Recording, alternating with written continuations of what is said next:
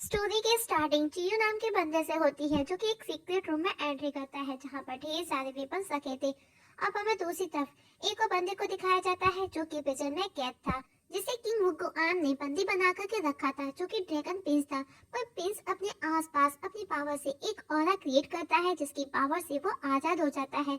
वहीं चियू को दिखाया जाता है जो वेपन्स कलेक्ट कर एक मेंशन के बाहर पहुंचा, जहां पहले से ही ढेर सारे लोग हाथ में गन लिए खड़े थे।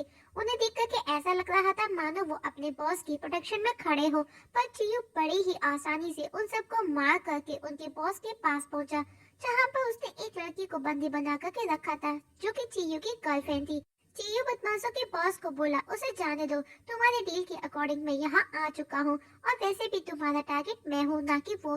पर वो बदमाशों का बॉस चियू को वेलकम करता है और देखते ही देखते चियू को अब चारों तरफ से घेर लिया गया था। बदमाश चियो को वापस से लौटने का ऑफर देता है, पर चियो ने कहा वो अब ये सब छोड़ चुका है। मतलब कि चियो पहले उसकी किसी ऑर्गेनाइजेशन के लिए उनके साथ काम किया करता था, पर चियो अब दोबारा उसके ऑर्गेनाइजेशन से जुड़ने से साफ मना कर देता है, जिस पर उसका बॉस अपने गार्ड्स को उसे खत्म करने का ऑर्डर देता है। वहीं दूसरी तरफ प्रिजन से भागा बंदा मतलब कि प्रिंस अभी भी खुद को बचाने के लिए भाग रहा था, क्योंकि उसके पीछे असैसिन पड़े थे। अचानक से उसके सामने एक फॉर्मेशन एक्टिव हो जाता है। प्रिंस उसमें एंट्री करता पर उसने देखा वो कोई डीमन की बॉडी है। अब हम देखते हैं कि वो दोनों ही एक दूसरे को जानते हैं, क्योंकि दोनों ही एक दूसरे को बोल रहे थे कि काफी दिनों के बाद में मुलाकात हुई है। और अब वहां पर किंग भगवान के और भी असैसिन आ चुके थे और अब सब मिलकर के एक साथ प्रिंस पर हमला कर देते हैं। पर प्रिंस इजीली उन सभी के हमले को डॉज कर देता है, जिस पर एक असैसिन बोला, देखते हैं तुम कब तक हमारा सामना करोगे, पर आज तुम हमसे नहीं बचने वाले, और वापस उस पर हमला कर देता है। डीमन भी प्रिंस को पकड़ने की कोशिश कर रहा था, पर प्रिंस अकेला सब पर भारी पड़ता है। वहीं दूसरी तरफ चियो पर गार्ड्स हमला कर देते हैं, पर चियो भी अकेला उन सब पर भारी पड़ रहा था। पर उसका एक वेपन हाथ से छूट करके उसके बॉस के सिरहाने जाकर के लगा। ये देखकर को बॉस को गुस्सा आ गया और वो वापस से उसे चियो की तरफ फेंकता है उसे मारने के लिए। पर चियो खुद को बचाने के लिए उसी के एक गार्ड्स को आगे कर देता है। ये देख करके सब हैरान थे, पर इससे बॉस को और ज्यादा गुस्सा आ गया और वो एक बॉम्ब को चियो की तरफ फेंक देता है। पर चियो जम कर उस बॉम्ब से भी बच जाता है और अब खुद बॉस उससे फाइट करने को खड़ा हुआ था और बोला, कभी तुम मेरे कहने पर अपनी जान तक देने को तैयार थे, पर आज तुम मुझे को आंख दिखा रहे हो। आज मैं तुम्हें तुम्हारी जगह बता कर के रहूंगा। चियो भी खंजर हाथ में लिए उससे लड़ने के लिए तैयार था, पर उसके बॉस के हाथ में बड़ी सी तलवार थी और चियो के पास में एक छोटा सा खंजर। बॉस चियो को बोला, इस मामूली सी लड़की के लिए तुम मुझे धोखा दे रहे हो, मुझसे बगावत कर रहे हो। पर चियो आज आर पार की फाइट करने को तैयार था और अब दोनों के बीच में फाइट स्टार्ट हो जाती है, पर दोनों ही एक दूसरे को बराबरी की टक्कर दे रहे थे। आखिर में दोनों के हाथों से दोनों के वेपन छूट चुके थे। बॉस ने देखा चियो का ध्यान उसकी गर्लफ्रेंड की तरफ है, तो वो अपनी गन उस पर पॉइंट कर देता है। पर चियो भी कहाँ कम था, वो भी पूरी तैयारी के साथ में वहां पर आया था। वो भी उस पर अपना दूसरा वेपन पॉइंट कर देता है, जिस पर बॉस ने कहा, अगर तुम जिंदा रहना चाहते हो तो इस लड़की को भूल जाओ, मैं तुम्हें कुछ नहीं करूंगा। पर चियो इतनी आसानी से पीछे हटने वालों में से नहीं था। उसका बॉस उसे एक गन फेंक करके बोला, मैं निहत्तों पर बात नहीं करता और मैं तुम्हें एक मौका और देना चाहता हूँ। अगर तुम अभी भी चाहते हो तो पीछे हट सकते हो। पर चियो सिर्फ उसकी बुलेट चेक करता है, लेकिन उसका बॉस उस पर फायरिंग करने लगा। जवाब में चियो भी उस पर शूट करने लगा और उसकी सारी बुलेट्स को डिस्ट्रॉय कर देता है। उसको पता था कि उसके खुद के पास में गन में कितनी बुलेट्स हैं, तो उसको पता था कि उसकी वो आखिरी बुलेट्स है, तो वो आखिरी बुलेट से अपनी गर्लफ्रेंड की रस्सियों को भी ब्रेक कर देता है। साथ ही गन को डिसमेंटल करके अपने बॉस के सामने फेंक देता है और दौड़ करके अपनी गर्लफ्रेंड के पास पहुंचा और उसे गले से लगा लेता है। मौके का फायदा उठा करके उसका बॉस चियो पर शूट कर देता है, जिससे चियो की वही डेथ हो जाती है। दूसरी तरफ दिखाया जाता है उस डीमन और असैसिन के आगे ड्रैगन प्रिंस भी कमजोर जमीन पर पड़ा था और इस समय वो पूरी तरह से घायल था, पर फिर भी वो हिम्मत कर वापस खड़े होने की कोशिश कर रहा था। असैसिन उसे कुछ कहता है, जिससे हमें ये बात पता चलती है कि वो ड्रैगन प्रिंस भी कभी उनके साथ में उन्हीं के लिए काम किया करता था। उसका लीडर उसे बोला, तुम चाहे कुछ भी कर लो, पर तुम्हारा भाग्य तुम्हारा पीछा नहीं छोड़ने वाला और आज तुमको मरना ही होगा, यही तुम्हारा भाग्य है। प्रिंस के अंदर कुछ अजीब सी पावर एक्टिवेट होने लगी और इस समय वो किसी इविल सोल के कंट्रोल में हो चुका था और असासिन पर हमला कर देता है।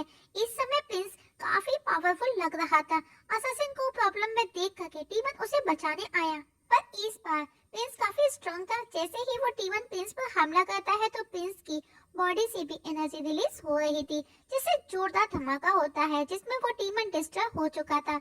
वहाँ खड़े बाकी के असासिन प्रिंस को ही देख रहे थे और इस समय प्रिंस की फेस पर एक मास्क भी लगा था और अब प्रिंस उन असासिन पर भी हमला कर देता है। लेकिन उनमें से एक बंदा टेलीपोर्ट होकर के वहाँ से भाग निकला, पर बाकी के असासिन मारे जा चुके थे। अब वो प्रिंस भी जैसे ही अपना मास्क रिमूव करता है उसकी सारी एनर्जी डिसअपीयर हो जाती है और वो कमजोर होकर के वहीं गिर जाता है। और हम देखते हैं प्रिंस इस समय हूबहू चियू जैसा लग रहा था, मानो वो उसका ट्विन हो। वहीं चियू को दिखाया जाता है उसे आखिरी समय में अपना पास्ट याद आ रहा था। उसकी गर्लफ्रेंड के साथ में बिताए वो सभी खूबसूरत पल उसे याद आते हैं। उसकी गर्लफ्रेंड खड़ी ये सब देख रही थी, पर अब उसके बस में भी कुछ नहीं था। चियू की गिरते ही आंखें बंद हो जाती हैं और अगले ही पल जब उसकी आंख खुली तो हम उसे एक दूसरी दुनिया में देखते हैं, जो कि सोल वर्ल्ड था।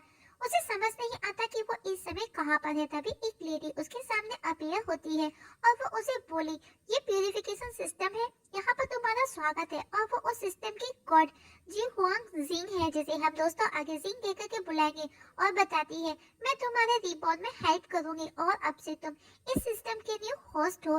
रिबॉर्न का नाम सुनकर के चियू हैरान था, जिस पर जिंग बोली, लेकिन इसके लिए तुम्हें वो सारे टास्क पूरे करने होंगे, तुमको जो भी दिए जाएंगे, वरना सबको जल्दी ही रिमूव कर दिया जाएगा।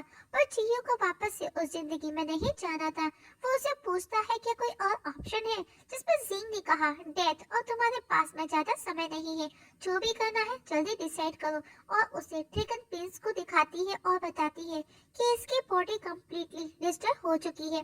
और वहाँ पर प्रिंस के पास में हम कुछ बदमाशों को खड़ा देखते हैं। उनमें से एक बंदा उसे मारने को था, क्योंकि अगर वो वापस से होश में आया तो वो किसी को भी नहीं छोड़ने वाला।